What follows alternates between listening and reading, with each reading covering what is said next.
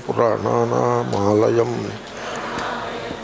Namami భగవత్పాదశంకరం మత్కర్మకృన్మత్పరమః మద్భక్తః సంగవర్జితః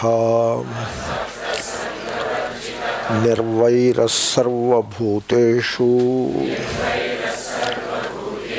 యస్స మామేతి పాండవా. Hey Pandava, that is the address. In Gita verses, there is always an address. And the Mahatmas look at the address as significant. There is some significance in it. So Pandava means, oh, the son of Pandu. That is the context. That is Arjuna is the son of Pandu. But more than that, Pandu is white. So the white color stands for Sattva Guna. Because there is so much discussion of gunas in Gita, Sattva, Rajas and Tamas, and the students of Vedanta are supposed to cultivate Sattva Guna and reduce the burden of Rajas and Tamas in their lives. So that is what Arjuna has done. Pandu's white color stands for Sattva Guna, and incidentally red color stands for Rajoguna and black for Tamoguna. That is the color code, you know. Therefore, a Pandava, one who is steeped in Sattva Guna. Also, Pandu stands for knowledge. White color stands for knowledge. Who loves the knowledge? He Pandava. Yaha mad bhaktaha, whosoever is my devotee, saha mam eti. Now, what is the devotion or love? What is love? You see, we have to come to love in a negative way. This is what I was saying, you know. So, for example, there is no love when there is no real respect. So, if you want to discover that love in you, you please pay attention to what I am saying now. So, when there is no real respect, you see, suppose a minister walks in or a revenue collector walks in, we all will get up and receive him with a lot of respect and all that. Now, that is not the real respect. That is the respect that we give to the people who are above us and the respect to the boss, etc. That is not the real respect. So, when you show respect to the boss, or to the powerful, or even to the spiritual authority, sometimes called Guru,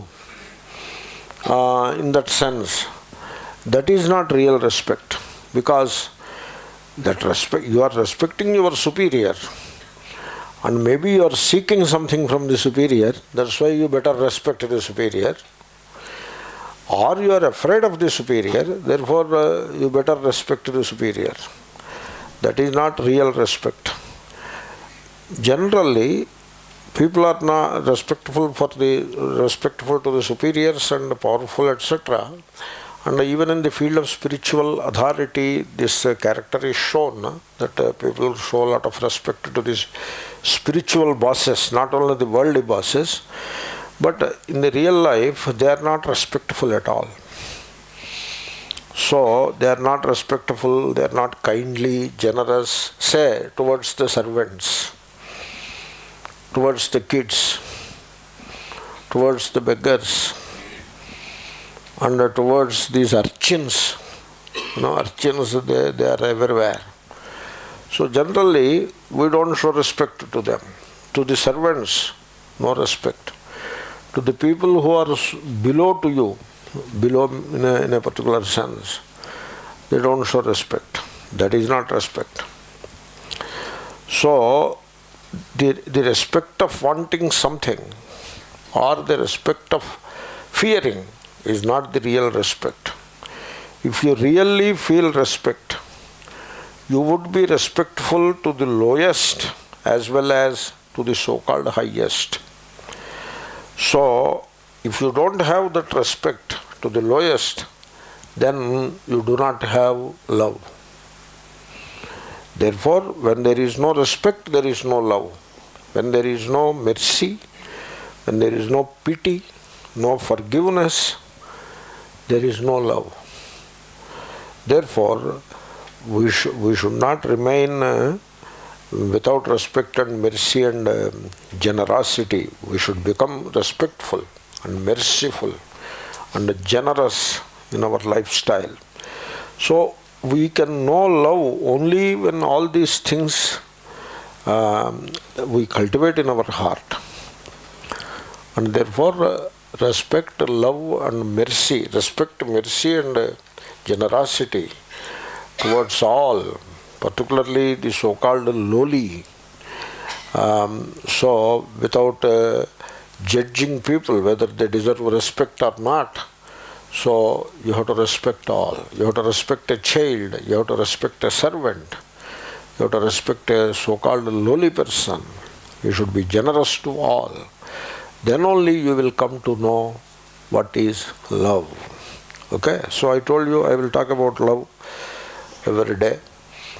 Therefore, yaha mad bhaktaha, so who is a devotee to me, who knows how to love me, I am in all, who knows how to love me, saha mam eti, he reaches me. Eti. Eti means mam eti. So means he merges in me, he becomes one with me. You see, it is like the devotee merging in Ishvara, it is like the space inside the pot gets rid of this limitation which it imposes upon itself, saying that I am small. The space is not small, the pot is small, and so the smallness of the pot is superimposed upon the space, and the space believes that it is small. Now it knows that it is not small because it is not limited by the volume of the pot. It is as big as the space, the whole space itself, and it knows it. So the limitations are shattered, and so the pot space becomes one with the whole space. Just an example to you how the jiva becomes one with Ishvara. He continues to live in the same body, and the same kind of life will happen, will continue. Everything remains normal, but the consciousness is no more restricted to the body-mind. The consciousness, it loses the limitations imposed by identification with the body-mind. This is how the consciousness expands. That is what is called the expansion of the consciousness. And the consciousness expands to the infinitude, so much so, the jiva alone becomes Ishvara. That is the meaning of Yassa Mameti Pandava. So the Bhakta has 4 qualities. 2 he has to acquire and 2 he has to get rid of. So Matkarma Krit. So Madartham Karma Matkarma. Here the idea is not give up the duties that you have to do. Like you are living, suppose you are living in a city or a town and practicing an honest profession. So you have to give up all that and come to Hrishikesh, don ochre robes and start doing pujas and bhajans and chants, etc.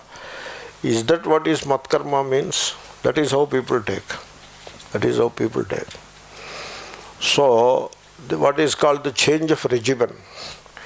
So therefore they have a particular lifestyle, going to the office, practicing an honest profession, and then taking care of the wife and children or the family, etc. So that is not considered Ishvara karma. That is the problem. It is not considered an offering to Ishvara. An offering to Ishvara means you have to give up all those things and go to Hrishikesh or somewhere or above, and then start doing particular actions which are in the form of worship of Ishvara, whatever kind of worship it is. Make a temple and then run the temple, perform the daily worships in the temple, etc. Like that. Many people do that. Because they do that, which is fine.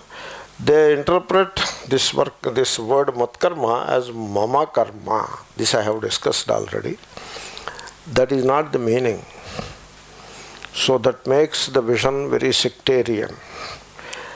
That too, you must be a Hindu only. Then only Gita will apply to you. And even among the Hindu also, you must be a Vaishnavite. Because Shaiva people don't care for Krishna, you know. And even Shakti people also, they don't care. They have stories in which Krishna was shown his place by the Universal Mother. He misbehaves and Universal Mother puts him in his place. That kind of stories they have. They love their stories. And Shiva people, they are like that. So Lord Krishna, he has performed penance for 250 years. This is Purana, Shiva Purana. And then Lord Shiva appeared before him. Hey Krishna, what are you doing? What is the matter? Like that. Like that the story goes on. Therefore, that is not the meaning of Matkarma. That's why you should not look at Krishna here as the son of Devaki and Vasudeva. You should not look at it like that. In fact, it is not Shri Krishna Uvacha in Gita. It is Shri Bhagavan Uvacha. Before Gita, it was Shri Krishna Uvacha, etc. Arjuna Uvacha, Dharmaraja Uvacha, Shri Krishna Uvacha, etc. But not in Gita. In Gita, it is not the particular person belonging to a particular place and time. No. Here, the one who speaks is universal. That is Shri Bhagavan Uvacha. Okay, therefore, Matkarma is Ishvara Karma. Means, whatever be your duty, you are placed in a particular stage in life, and in that stage of the life, a set of actions, they present themselves before you as the duties. Like you are a student, it is your duty to go to classes and study well and pursue the knowledge. That is the duty. And if you are a married guy, then you have to practice an honest profession. That honest profession word, don't give it up. Because you cannot practice pickpocketing and say, I am offering it to Ishvara and all that. It must be dharma. Wherever the word karma comes in Gita, wherever it comes, it is dharma only. You should not try to be very clever by misinterpreting the word. So I will steal money and then offer it to God. No, not like that. That is not karma. That is vikarma. Vikarma, that is the word vikarma is there. Vikarma is the prohibited action. We are not talking of prohibited actions. We are talking of enjoined actions only, the lawful actions only. So the duty, suppose the guy is married, then he has a duty towards his wife and children. And he has to practice an honest profession and carry forward the family life. And he had given birth to children, then he has to bring them up. He cannot just leave them in the lurch and go somewhere and start worshipping God.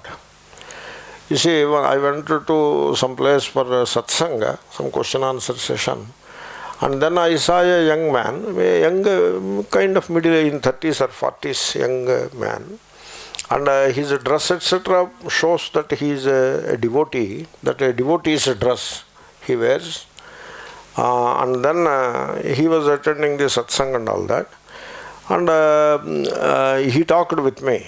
And very soon I understood that he doesn't know much about Gita and all that. His knowledge of Sanskrit is also zero. And he is a bundle of superstitions. And then he says, what are you doing? So he says, he is serving Baba. Which Baba? There are too many Babas in India. Which Baba? That is Shirdi Baba. Shirdi Baba is no more. What do you mean by serving Shirdi Baba? No, I am doing his work. Means what? So there is a magazine about Baba in which stories about Baba are printed and some prayers etc. are printed and some advertisements also will come along with those things. And this magazine is a monthly and so he distributes this magazine to all people, the devotees, that kind of work he is doing. Oh, okay, it is service. He thinks that is the service, matkarma it is for him. Okay, then I asked, oh, you must be a brahmachari. No, I am married. You are married? And you are doing this? What about your wife and children? I have 2 sons. They are in the high school. That is what he says. And wife is, she searched for a job and she was a housewife. And this guy walked away for serving Baba, who is no more. Can you believe that? These people. So she got hold of some job. He just left them in the lurch, and he walked out, and he is distributing these magazines to the devotees, and he gave me also a magazine. There is nothing in it. Some silly stories. Some of these magazines, every spiritual place comes out with a magazine. They pull out a magazine. There is nothing in that magazine. Some essay from here, some silly anecdote from there, some prayer from here. Like that they fill up the pages and beg for some advertisements and put there and make a magazine. What is that? Is that service to Baba? So this kind of all funny imagination, that is not matkarma. Matkarma is having got married, you stay in your post and do the job of a husband, earn the living and take care of the family, having given birth to the children, bring them up, educate them, make them good citizens of the society, and as a citizen of the country pay your taxes, etc. So that is matkarma. You have to pay your taxes. If you don't pay taxes, you are not doing matkarma.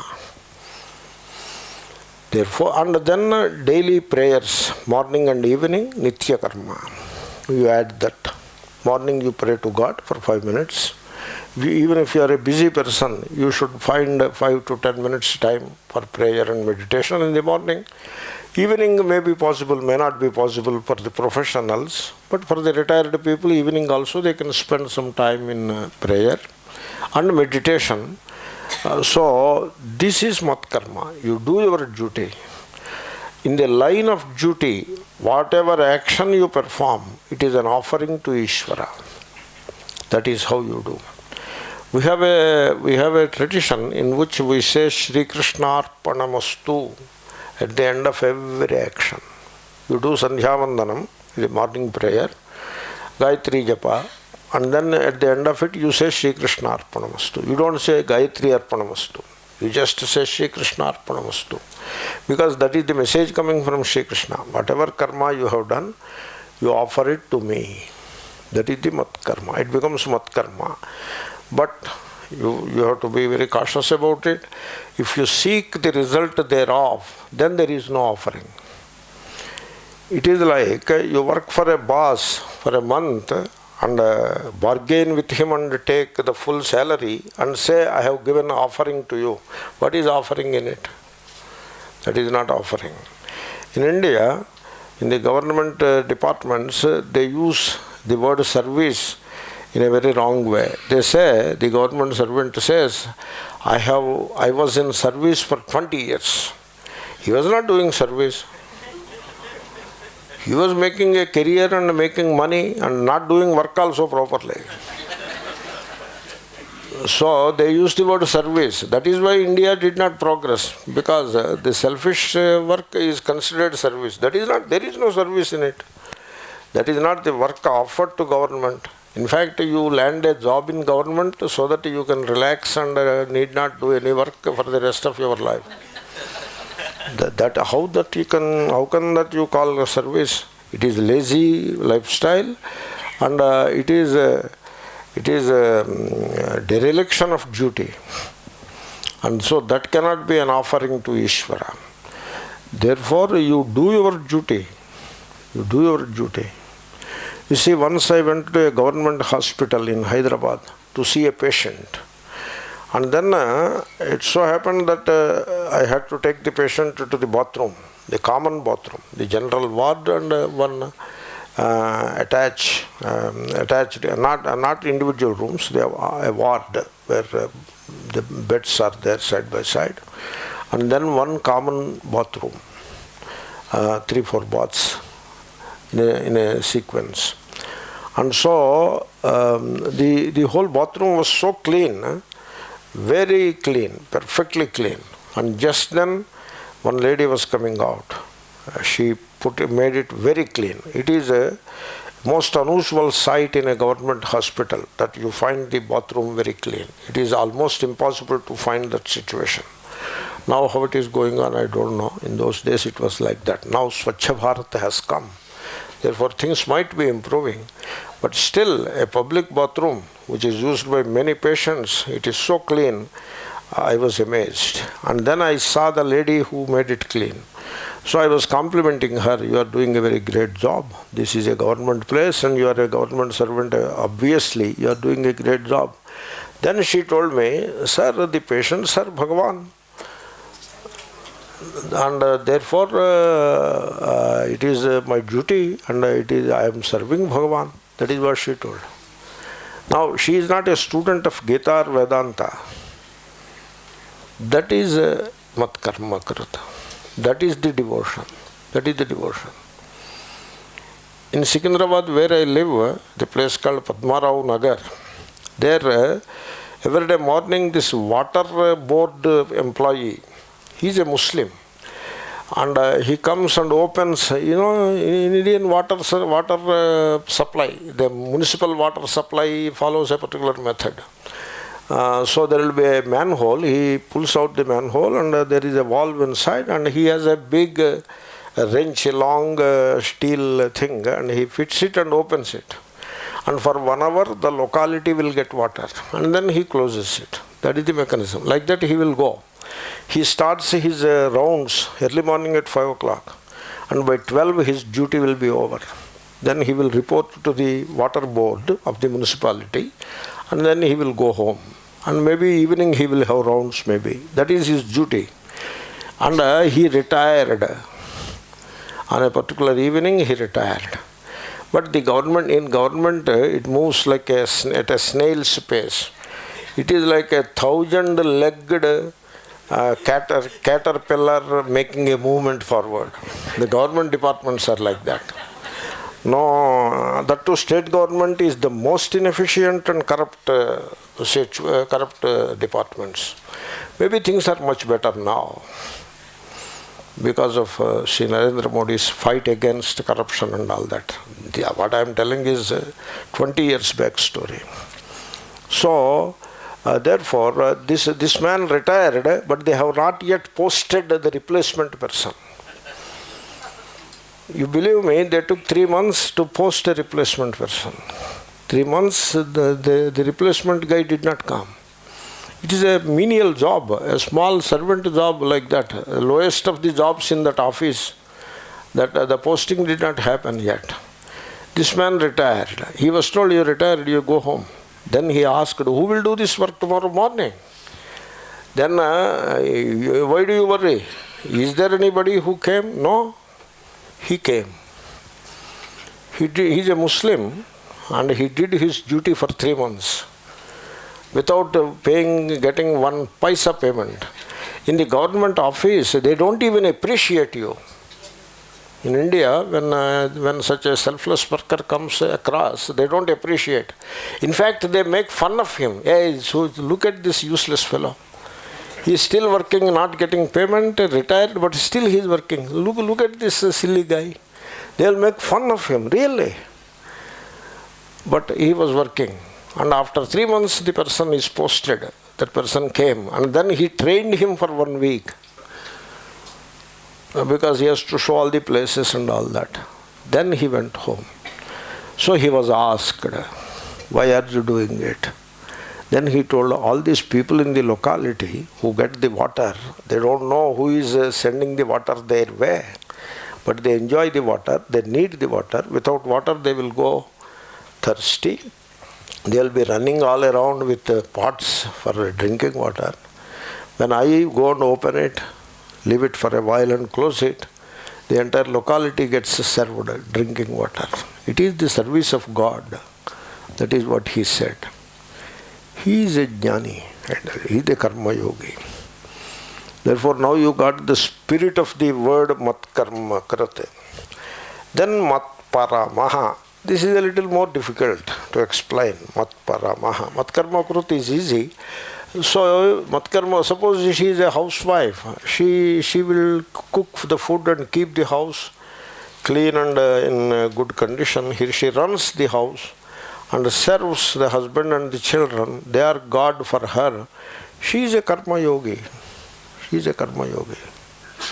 I remember I was doing a satsanga back in Selosburg and question answers, And so one lady got up and asked me, Swamiji, I am studying Vedanta for the last 3 years. They are very proud about it.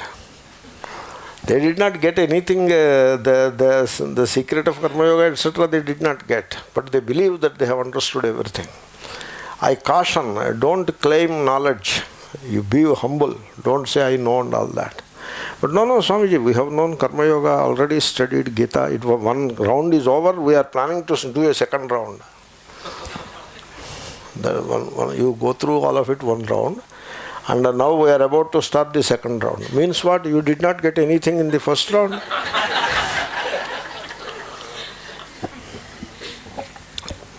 Okay, all that is fine. What is the question?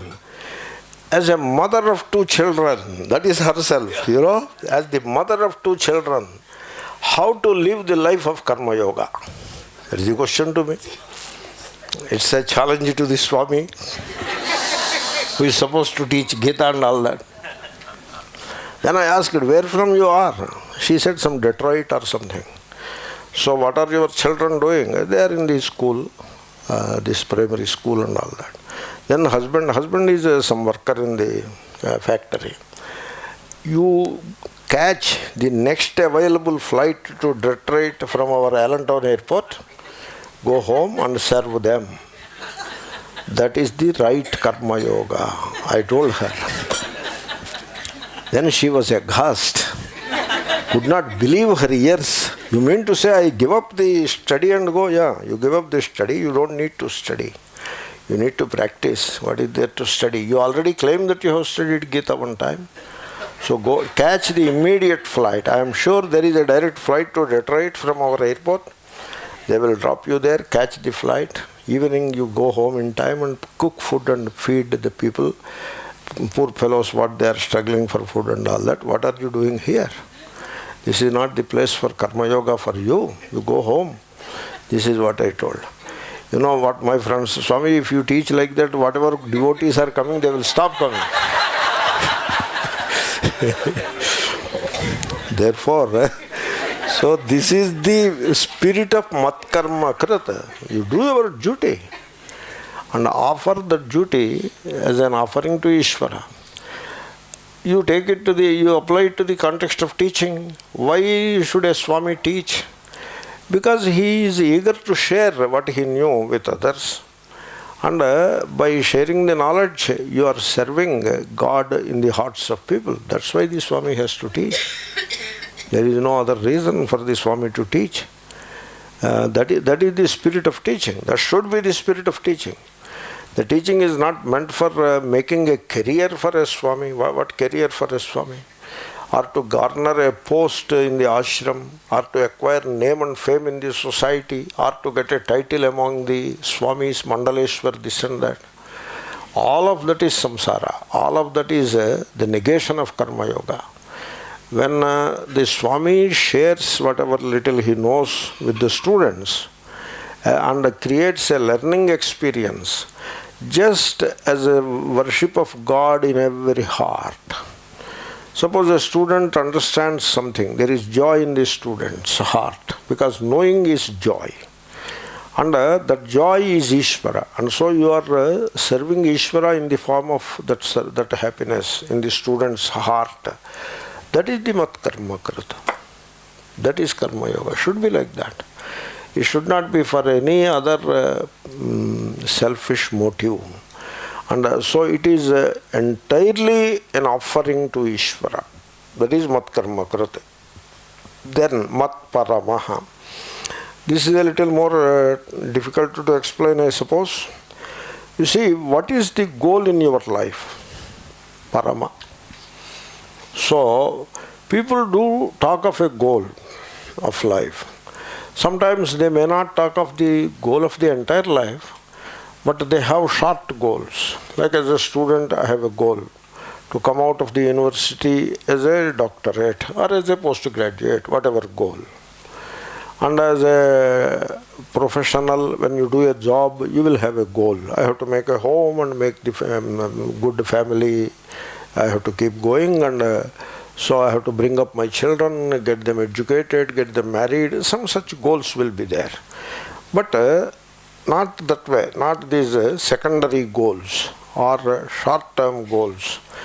What is the goal of an entire life? People should start thinking about it. If not in the youth or the middle age, at least when the old age is coming and death is staring in the face, so people have to think about what could be the meaning of this life. Because, the way we live our life, as children, we had a set of ragadvesha. That ragadvesha is the right word. So some attachments and some aversions. As children, we had a set of ragadvesha. And in our childhood, they asked when we came in the high school, in the middle, high school study was for 6 years. In the middle, after finishing 3 years of high school study, in the 4th year, when you are entering in mathematics, do you want general mathematics or do you like algebra? Like that they used to ask. The high school teacher asks, hey, get up, you want general maths or algebra? I want algebra. Shut up, you cannot fit into algebra. I know you are not good in mathematics, so you go for general. Algebra you cannot manage. Okay, then I am general. So like that they choose. They asked me, I said algebra. Okay, you come into algebra. I was taken into algebra. So as a children, we have to choose. We have to develop some attachment to something and aversion to something else. So this is how children, they grow up. And they like chocolates, they like pizza and coke, they don't like some health food. So they have their own attachments and aversions. That is how as children we were living. Then we became youth. Now the set of ragadveshas is changed. But still we were living with raga and dvesha. Certain things we like, we are attached to. Certain other things we are averse to. Then the middle age, the same thing. Then the old age, the same thing. And that's why the old people, you look into their faces, they are careworn faces, there is no joy in them. The enthusiasm of life, the spirit of life is missing in the old people. They are just dragging on the life, waiting to die, and afraid of death at the same time. So all this is happening because they don't know what is the goal of life. Goal of life is not fulfilling the set of ragadveshas at that time, because the ragadveshas are ever changing, and therefore you have fulfilled a set of ragadveshas, a new set of ragadveshas will be in place. You fulfill that set, another set of ragadveshas will be in place. This is a dead-end road. There is no fulfillment in that kind of a lifestyle. There must be a goal in life.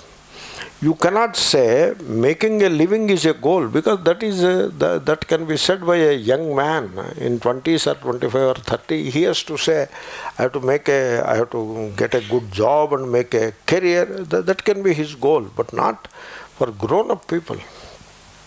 They must have a better goal than that. You cannot say children, bringing up children and all that. All that was over. Now the children are fighting with the parents. All that story was over. All that tamasha was behind us. And now the life is coming to an end. What is the goal of life? So people should get into their head that the goal of life is merging in Ishvara. That is the goal of life. If you have that as a goal, then you are a devotee. Otherwise you are not a devotee. You are a secondary devotee, Gauna Bhakti. Like in the old age, you are making some pujas, etc., so that my sons and daughters-in-law and sons-in-law and grandchildren, etc., will get this, will get that. If that is the kind of devotion you have, that is not the supreme devotion that we are talking about. That only proves that you are still caught in the web of the attachments and aversions, the raga and the dvesha. So you should be able to get rid of all these bondages from your mind, and you come alone into this life. One has to feel that way. I came alone into this world and I will leave this world alone. In between, a few relations have developed. Those relations will not follow us. We have to go alone. There is no relation. In this world, there is no relation. Relation is your imagination. Everybody is for himself or for herself. Everyone is alone. There is a proverb in Kumbh Mela where 1 million people have assembled. Everybody is alone. That is the proverb. So, evariki vare Yamuna tire, like that we say in Telugu. On the banks of Yamuna, where millions of people have assembled for the sacred bath, everybody is for oneself. Everyone is for oneself. There is nothing like two people together. That is how this world is. Therefore, we come utterly alone into this world and we will go the same way out of this world. We come naked into this world and we will go naked out of this world. What is the meaning of life? What is the meaning of life? What is the purpose of life?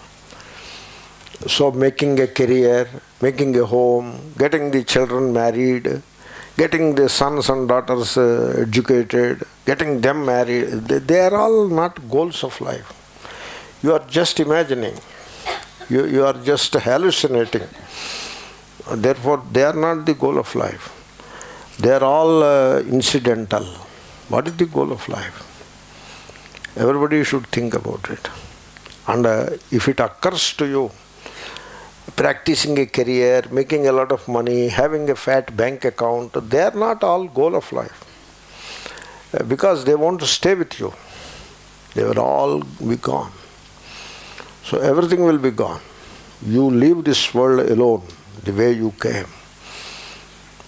There is one with you always, that is God in your heart. When you came alone into this world, God was with you in your heart as Atma. And when you leave this world also, the God will be with you as Atma. God is the only reality which was with you all along, never separated. This is the Upanishadic verse or mantra you must have heard. Dva Suparna Sayuja Sakhaya. That is the Dvivachanam of the Vedic usage. Dvau Suparnau it is. Sayujau Sakhayau. They are always together. The Jiva and Ishvara. Okay? And they are the friends. So you have only one friend in this life, and that is the inner Godhead is the only friend. There is no other friend in this world. And therefore you have to discover that Godhead within you, the divinity within you, and you have to merge in that. If you are aware of that as the goal of life, then you are a devotee. That's why this bhakti, as people understand, it is not the real bhakti. It is only Gauna Bhakti. We don't want to dismiss it. That's why we call it Gauna Bhakti. You see, there are two ways of handling it. No, it is not Bhakti. Just to dismiss it. That is a bit harsh. So, no, he is talking of God, you know. Even with an ulterior motive, he is talking of God. But still he is talking of God. Therefore, he has come into the kingdom of God already by praying to God, even with a selfish motive.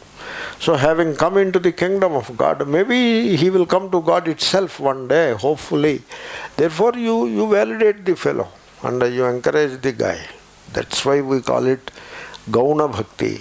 Gauna Bhakti means, you see, Once I went to a motorcycle parts shop. The motorcycle parts will be there, you know. Some part was missing in my motor. I was running a motorcycle. It needed a part which was broken. So I went and asked him. Do you know what he asked me? You want original or duplicate? I never forget that. That hub of the wheel was broken. I asked, hey, this hub I want. Yeah, I have. You want original or duplicate? That was very interesting question. Then I asked him, what is the difference between the two? The original came from the factory. The duplicate is made in Jalandhar. You know, Jalandhar is a town. All duplicate things are made there. That is what he said. And so, okay, what is the cost? This is 300 original. The duplicate is 50 rupees. So what do you want? I said, give me the 300 one. So what kind of bhakti you want? Original or duplicate?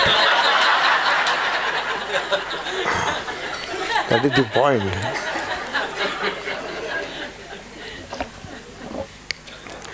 No, my grandson is, he has to get married. No girl is willing to marry him. Do you have a mantra with which I can propitiate the God so that my grandson gets married? Okay, chalo, I will give you a mantra. What do I lose? I have a basket full of mantras. I am a very shrewd guy. I have plenty of mantras with me. I will pull out one mantra.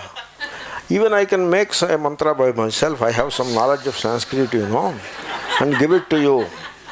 And give it to you. It doesn't, I am not taking even a chance, because if it works, it is my credit. If it doesn't work, that is your prarabdha. This is how the Gurudom works in India. Therefore, I have all the advantage on my side. So I will pull out a mantra and give to you. And say, you chant this mantra, your grandson will get married. Some girl, just mere coincidence, it could be, one girl has indeed agreed to marry this guy. Well, therefore, I will be the VVIP in that marriage pandal. Therefore, that is not bhakti. What kind of bhakti it is? It is very duplicate bhakti. Therefore, in bhakti has only one goal. Mat paramaha. So, Bhashyakara, Mameva paramam gatim pratipadyate iti mat paramaha. He is not going to explain a lot about it. The ultimate goal, gati is the goal, parama is the supreme goal. You have your goals in life. The goals could be very short span goals. For a very short period you will have a goal. Like my class will be over in another 10-15 minutes. That kind of a goal will be there. So you are here for 10 days. That kind of goals could be there. Not like that. The supreme goal of life. Having lived a complete life, every life is complete, 50 years, 60 years, 70 or 80 years, having lived such a life, you would love to reach that goal. And what is that goal? Ishvara is the goal. So the divinity which is all around you and which is within you and which alone is the truth, everything else is a namarupa, unreal, and I have to merge in that Ishvara. So presently I feel a sense of separation, that I am separate from Ishvara, and therefore I am obliged to worship Ishvara, do the work as an offering to Ishvara, because I am separate from Ishvara.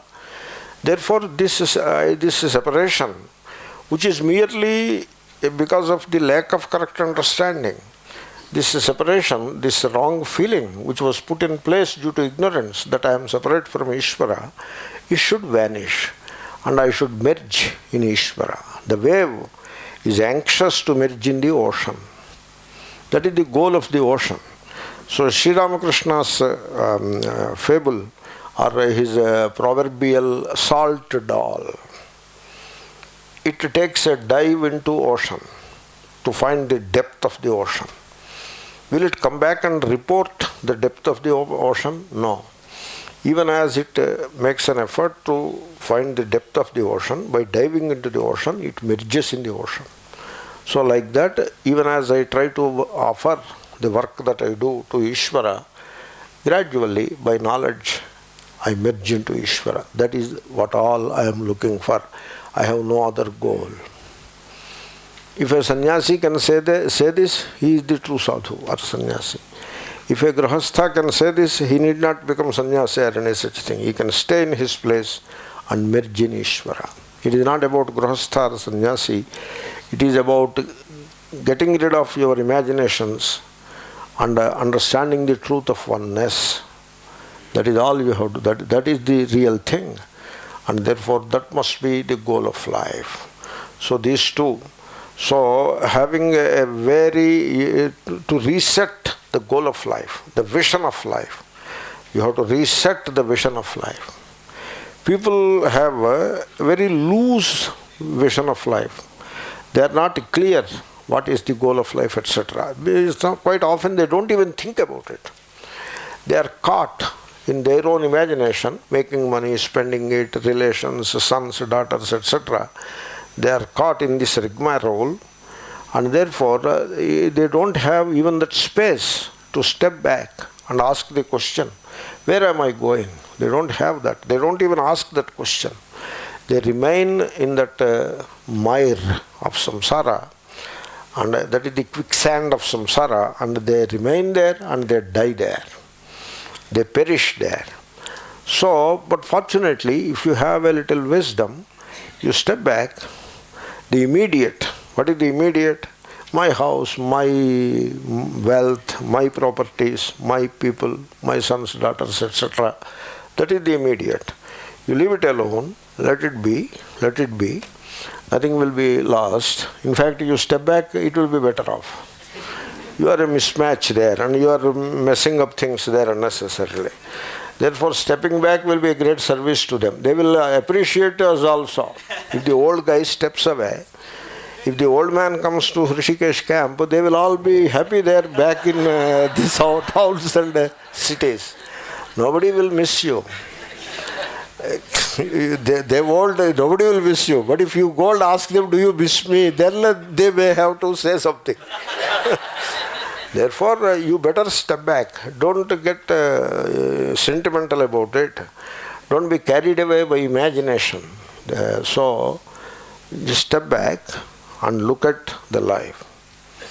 Leave alone this immediate, the family, this and that. That is all myth.